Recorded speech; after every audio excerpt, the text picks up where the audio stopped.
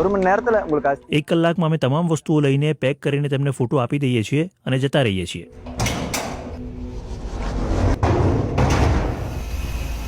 જ્યારે વરસાદની સિઝન હોય ત્યારે સ્મશાનમાં મૃતદેહોના અંતિમ સંસ્કાર કરવા અઘરું રહે છે અને જે લોકો પહાડો પર રહે છે તેમને પણ નીચે ઉતરીને આવવું અને મૃતદેહને અગ્નિદાહ આપવો ક્યારેક મુશ્કેલ કામ બની જાય છે.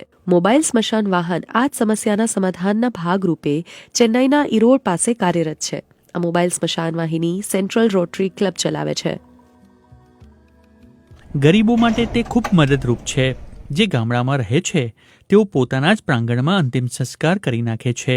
જેઓ વર્ષોથી અહીં જ રહ્યા છે તેમને તે જગ્યા છોડવી નથી. મોબાઈલ શબવાહિની આવા લોકોની ઈચ્છાઓ પૂર્ણ કરે છે. તેઓ જે જગ્યા પર રહ્યા અમે તે જ જગ્યાઓ પર તેમને અંતિમ દાહ આપીએ છીએ.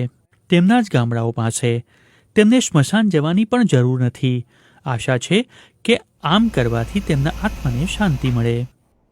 આ વાહન નેચરલ ગેસ જનરેટર, વીજળી, લાઉડ સ્પીકરથી સુસજ્જ હોય છે. મૃતદેહને નજીકની કોઈ ખાલી જગ્યા અથવા તો જે તે ગામની પાસેના સ્મશાન ગૃહમાં લઈ જઈને દાહ સંસ્કાર અપાય છે.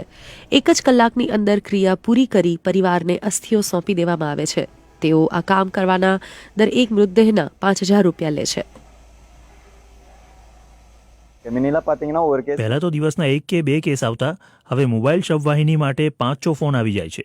1 કલાકમાં અમે તમામ વસ્તુઓ લઈને પેક કરીને તેમને ફોટો આપી દઈએ છીએ અને જતા રહીએ છીએ. મારા માતાની અંતિમ ક્રિયા અહીંયા કરવામાં આવી હતી. ત્યારથી ઘણા લોકોએ તે કરવાની શરૂઆત કરી. એ સિવાય અસ્થિ વિસર્જન કરવા માટે કાશી કે રામેશ્વરમ જવું પણ બહુ લાંબી પ્રક્રિયા છે.